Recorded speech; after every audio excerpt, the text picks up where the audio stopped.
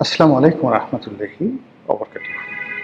সম্মানিত দর্শক, দেশের প্রধান রাজনৈতিক দল, সংসদে প্রধান বিরোধী দল এবং রাজপথেও এই মুহূর্তে বিএনপির সবচেয়ে শক্ত প্রতিদ্বন্দ্বী। জামাতের যে মতিগতি, এটা আমরা বুঝতে পারছি না। স্বয়ং প্রধানমন্ত্রী তাদেরকে গুপ্ত শক্তি হিসেবে নানা রকম, যাকে বলা হয় টিটকারি এবং নানা রকম বাক্যবান্তি নিয়ে ছুড়ে দিচ্ছেন। আবার তারা যে কোনো কাজ করতে পারে, তাদের পক্ষে যে কোনো কর্ম করা সম্ভব।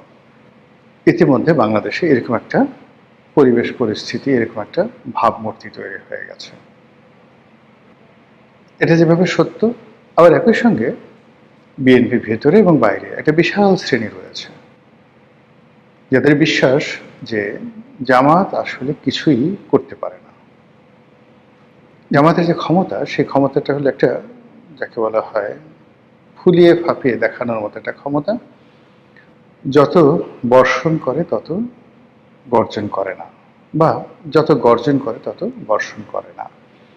এই যে প্রবাদ বাক্য, এই প্রবাদ বাক্যটির সঙ্গে জামাতের ভীষণ রকম মিল আছে। আপনারা জানেন যে 2013 এবং 14 সনে সরকার বিরোধী প্রবল আন্দোলন হয়েছিল আওয়ামী লীগের বিরুদ্ধে, জামাত এবং বিএনপি। ঠিক ওই সময়টিতে বিএনপি কায় মনোবাক্যে নির্ভর করেছিল জামাতের উপর, তাদের সাংগঠনিক ক্ষমতা, এবং তারা মনে করতো বিএনপি ওই সময় যে সারা বাংলাদেশে তাদের যে ক্যাডার ভিত্তিক রাজনীতি আছে, তাদের যে অর্থ আছে এবং আরও অনেক ক্ষমতা আছে, সেই ক্ষমতা দিয়ে 2014 সনে যে নির্বাচনটি হলো, সেই নির্বাচনটি মূলত তারা ঠেকিয়ে দিতে পারবে। সেই নির্বাচন ঠেকানোর জন্য যা কিছু করা দরকার বিএনপি করেছে, কিন্তু তার সঙ্গে সঙ্গে তাদের নির্ভরতা ছিল জামাতের প্রতি।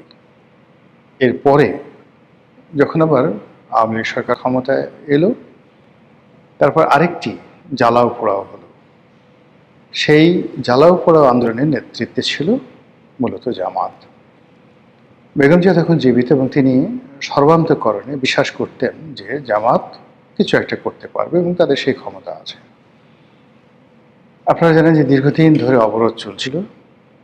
সেই অবরোধের পর্যায়ে সারা বাংলাদেশে কি না হয়েছে, এবং আওয়ামী লীগ অত্যন্ত স্মার্টলি সে বিষয়গুলো হ্যান্ডেল করে পরিস্থিতি স্বাভাবিক করার চেষ্টা করেছিল, এবং একই সঙ্গে জামাতকে আর বাড়তে দেয়নি।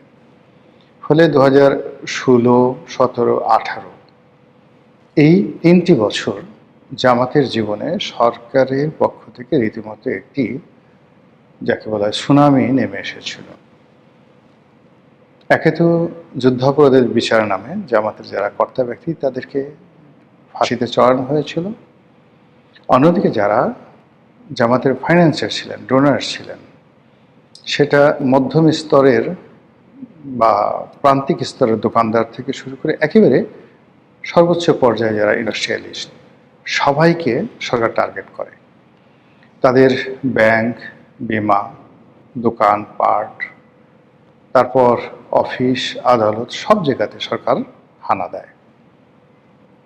ফলে পুরানা পল্টন, মগবাজার, পুরনো ঢাকা, গুলিস্তান, এ সমস্ত এলাকাতে যে সকল মার্কেট আছে, সেখানে জামাতের অনেক ব্যবসায়ী ছিল, ছোট ব্যবসায়ী, সমবায়ের ভিত্তিতে ব্যবসা প্রতিষ্ঠান পরিচালনা করা সহ আরও অনেক কিছু।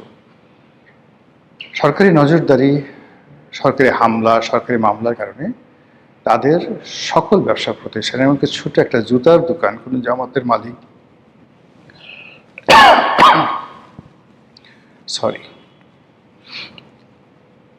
যে জুতার মালিক, জুতার দোকানের মালিক চালাতেন, সেটার উপরও আওয়ামী লীগ সরকার রীতিমতো হামলে পড়ে।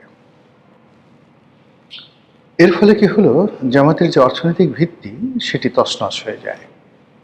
তাদের ইসলামী ব্যাংক হাসপাতাল, তাদের ইবনে সিনা ট্রাস্ট, তাদের ইসলামী ব্যাংক থেকে শুরু করে সব কিছু।